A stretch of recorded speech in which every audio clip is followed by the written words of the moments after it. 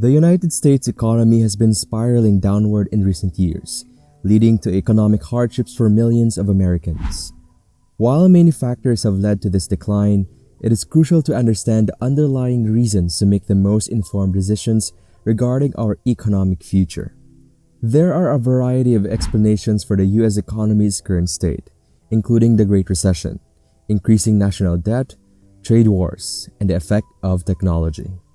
This analysis will discuss these causes and analyze their impact on the U.S. economy, helping you better understand the situation and make more informed decisions. The U.S. economy thrived in the late 2000s with low inflation and a strong market. However, in recent years, the country has faced a series of economic challenges, including a significant increase in inflation, high unemployment, and a decline in the standard of living. These issues have been exacerbated by the decision to print a large amount of currency, which has contributed to a decrease in the value of the dollar. These problems have negatively impacted Americans' ability to afford basic necessities, such as housing, food and healthcare, and have resulted in a decline in savings. Additionally, the national debt has reached an all-time high, surpassing 120% of the annual GDP. These economic challenges have led to the closure of central banks and a decrease in the value of housing, contributing to a sense that the U.S. economy is in a downward spiral. This has also led to large companies laying off significant numbers of employees. Before we explore further, tap the subscribe button if you want more videos on the economy. So the current state of the U.S. economy can be attributed to specific reckless actions and decisions, particularly leading up the 2008 financial crisis. The housing market caused the crisis, as banks had been marketing large bets on it. When their risky behaviors caught up to them, it led to significant drop in housing prices and a global recession. The crisis served as a lesson that the U.S. economy is a crucial foundation for the global financial system, and when it experiences difficulties, it can have widespread effects. Today, the world is even more reliant on the U.S. economy.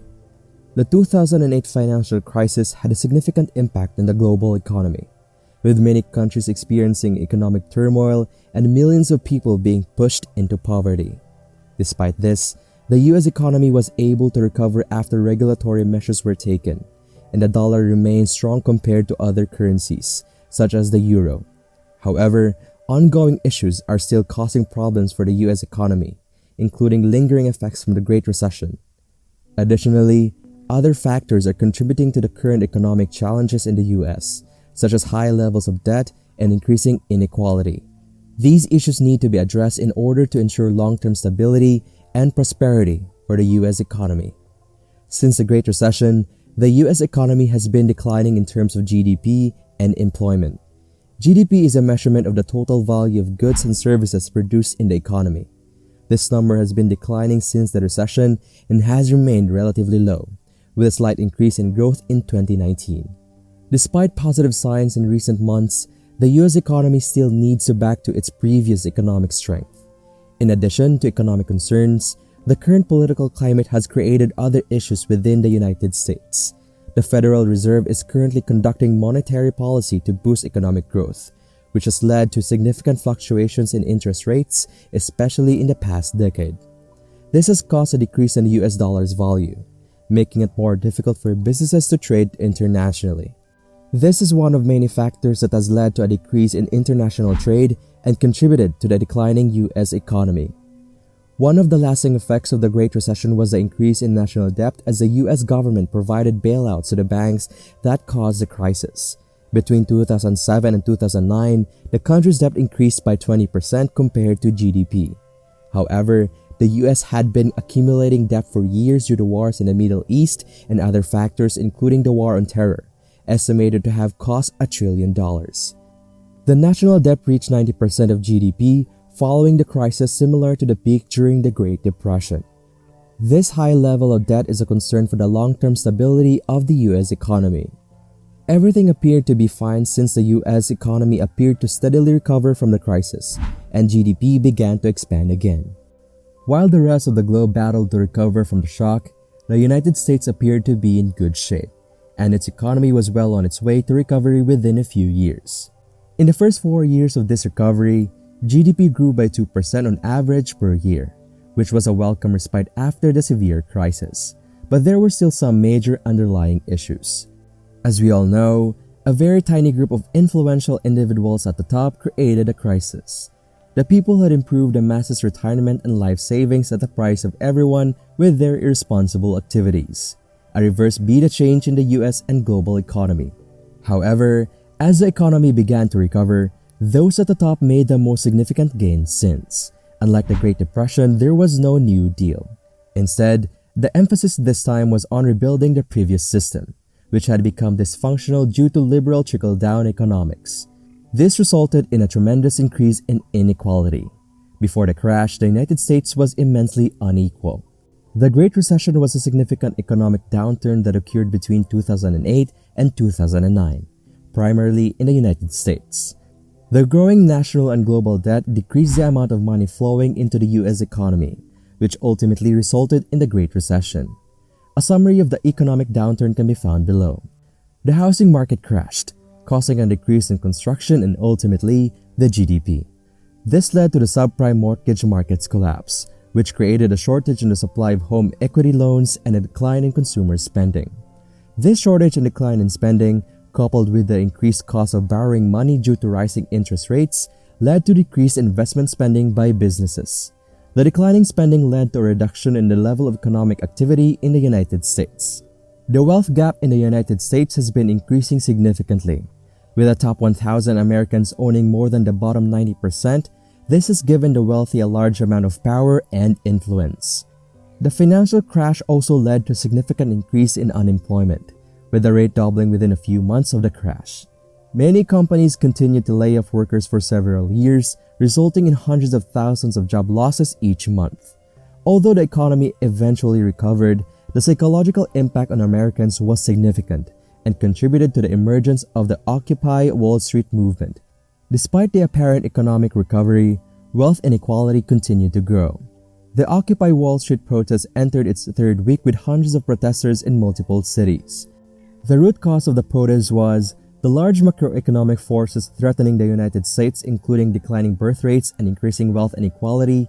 The baby boomer generation, now mostly retired, holds 70% of the wealth in the country, contributing to the divide between the older and younger generations. The economy has also been shrinking over time, exacerbating the wealth gap. These issues have caused a significant amount of tension within the country. The problem of declining birth rates and increasing wealth inequality has worsened over time as more baby boomers retire and spend less, disproportionately affecting younger people who already have less money than their parents at the same age. While some may believe that inheritance and other factors will eventually close the wealth gap, the aging population remains a significant issue. Additionally, macroeconomic forces such as China's economic impact have contributed to economic inequality in the United States, particularly following the financial crash and the differences in prosperity among different regions. Decades ago, the Rust Belt and Middle America were thriving regions with abundant job opportunities and industrial solid growth. However, as jobs were outsourced to countries like China, these areas began to decline. Over the latter half of the 20th century, the heart of America became poorer as a result. The financial crash further exacerbated the trend of job loss and migration to more prosperous areas. Once thriving cities like Detroit, which was once one of the wealthiest in the world, suffered greatly as companies outsourced labor to foreign nations. It took nearly a decade for Detroit's economy to recover to pre-crash levels, which were still lower than before. This economic decline caused many Americans to feel disenfranchised and left behind in the country's growth. The scarcity of affordable housing and rising rent costs added to the difficulties faced by many Americans. Despite an increase in consumer confidence over the past few years, consumer spending remains relatively low. Consumers may be hesitant to spend money on big-ticket items like cars or homes, as they may be concerned about financial security in the future. Additionally, many Americans still feel the effects of the Great Recession and cannot spend money freely. Low consumer spending has negatively impacted economic growth, leading to a decrease in economic activity. Consumer spending may still low in the near future due to the increase in online shopping, which has made it easier for consumers to purchase items without leaving their homes. This has resulted in less spending in brick-and-mortar stores, negatively impacting employment in the retail industry. In order to improve economic growth, consumers need to feel financially secure, either by receiving a pay raise or saving money. This may be difficult as the cost of living increases and wages remain stagnant. An increase in the minimum wage may help to increase consumer spending. In 2010, living costs increased by over 7% and continued to rise. The combination of fewer jobs, expensive housing, disenfranchised people, declining cities, and higher living costs have made it difficult for those at the bottom of the economic ladder. Meanwhile, more affluent parts of the country have largely ignored these issues, causing anger and frustration among residents of impoverished regions like the Midwest. During the 2016 election, many people in these flyover states expressed their discontent with the lack of jobs, rising inequality, and economic struggles, leading to the rise of politicians like Donald Trump who promised to address these problems. Donald Trump was seen as a radical alternative to the typical neoliberal corporate politicians that had dominated American politics for decades. Despite his controversial temperament, Donald Trump's promise to bring jobs back to the United States helped him win the election. His victory reflected the deep divisions and polarization within the country. However, his presidency only exacerbated these issues, with both sides becoming more extreme and culture becoming more chaotic. The media also became highly politicized, with different news outlets presenting vastly different versions of events. Despite this, the economy under Trump remained steady, and it was not initially clear that the United States was headed for another recession. While the economy in the United States took a slight hit in 2016, it remained strong compared to other countries like the UK, which was struggling following the Brexit vote. Unemployment levels in the US dropped to around 3%. However, despite its high standard of living, the population was becoming increasingly unhappy due to issues like loneliness, depression, anxiety, political division, and atomization. The American dream, once a symbol of excellence, freedom, beauty, and wealth, was now associated with an unjust economic system, a lifestyle of isolation, infidelity, and consumerism. Despite the distractions of popular consumer products, many Americans were struggling with economic stress, loneliness, and political division. Younger generations were particularly affected by a sense of atomized nihilism and hopelessness. At the same time, wealthy companies and individuals were not paying their fair share of taxes, while the average American struggled to make ends meet. Despite steady GDP growth of 2%, the country faced malaise and rising hatred. In the early 2020s, these issues were exacerbated by politicians' reckless actions, which led to widespread lockdowns and a paralyzed economy. The population became weak, passive, and isolated as a result. The lockdowns due to the COVID-19 pandemic had a significant impact on the economy, resulting in a spike in unemployment and a decrease in economic output and GDP. The government borrowed an unprecedented amount of money to combat the slowdown. The US incurred an additional $6.25 trillion in debt within 2 years of the pandemic. The response to the crisis, which involved printing more money, had a destructive effect on the economy and the population's savings. Prior to the pandemic, there was approximately $4 trillion in circulation. We can say that the national debt of the United States has been steadily increasing since the end of World War II. Since 1950, the US government has spent an average of $9.1 trillion more than it has collected in revenue each year. This debt is primarily used to fund military operations and social programs. The US is currently experiencing negative economic growth because of the growing debt that is owed to other countries. In the short term, it is possible to spend more money in social programs and military operations while still remaining economically sound.